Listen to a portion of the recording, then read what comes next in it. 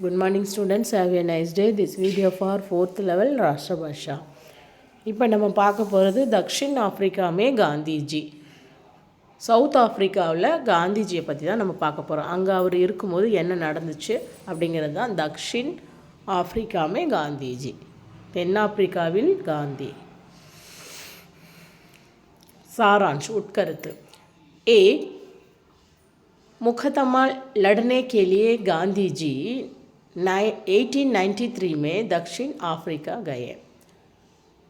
मुकदमा அப்படின்னா வழக்கு, ஒரு வழக்கை லடனே கேலியே வாதாடுவதற்காக காந்திஜி என்ன பண்ணுறாரு, 1893 தக்ஷின் ஆஃப்ரிக்கா தக்ஷின் ஆஃப்ரிக்காவுக்கு போகிறார்.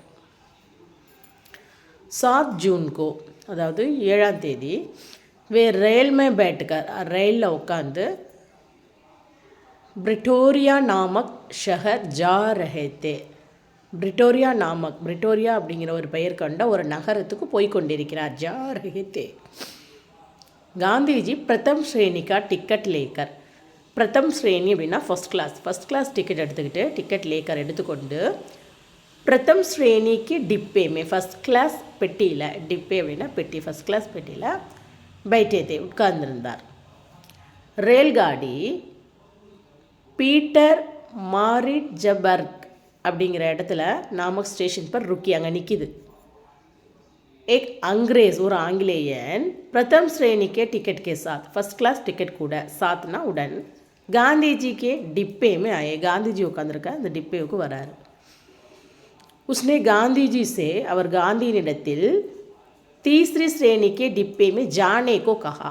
अर्थात थर्ड क्लास तीसरी श्रेणीना அந்த டிப்பேவுக்கு जाने को कहा, போ சொல்கிறாரு, நீ அந்த டிப்பேவுக்கு போ. गांधी जी ने नहीं माना, गांधीजी ஒத்துக்கல, नहीं माना. उन्होंने उनको ज़बरदस्ती से उतार दिया गया. ज़बरदस्ती வலுக்கட்டாயமாக, அவரை வலுக்கட்டாயமாக உத்தார் दिया गया அப்படின்னா இறக்கி விட்டுறாங்க. उतारना इरंगदल. गांधी जी वहाँ के वेटिंग रूम में पहुँचे. वेटिंग रूम அப்படின்னா அங்கே இருக்கிற வெயிட்டிங் ரூமுக்கு போகிறாரு. रात भर वे सोचते रहे थे, ராத்திரி ஃபுல்லாக அவர் யோசிக்கிறாரு. मुझे आगे क्या करना है, நான் அடுத்து என்ன செய்யணும். इसी सोच ने இந்த சிந்தனை சத்தியாகிரக का जन्म दिया. இந்த சிந்தனை தான் சத்தியாகிரகம் பிறக்கிறதுக்கு வழியாக இருந்தது. அந்நியாய்க்கு கிலாஃப், அநியாயத்துக்கு எதிராக, கிலாஃப் मतलब एग्नेस्ट, அநியாயத்துக்கு எதிராக சாந்தி பூர்வக் லடாயி லடாஹி.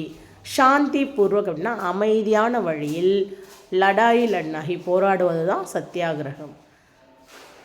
காந்திஜி ने देखा कि காந்திஜி பார்த்தார், தக்ஷின் ஆஃப்ரிக்காமே பாரதிய, தக்ஷின் ஆஃப்ரிக்காவில் இந்தியர்கள் கை கஷ்ட போக ரஹே ஹேன், நிறைய கஷ்டங்களை பட்டு கொண்டிருக்கிறார்கள். அது காந்திஜி பார்க்குறாரு.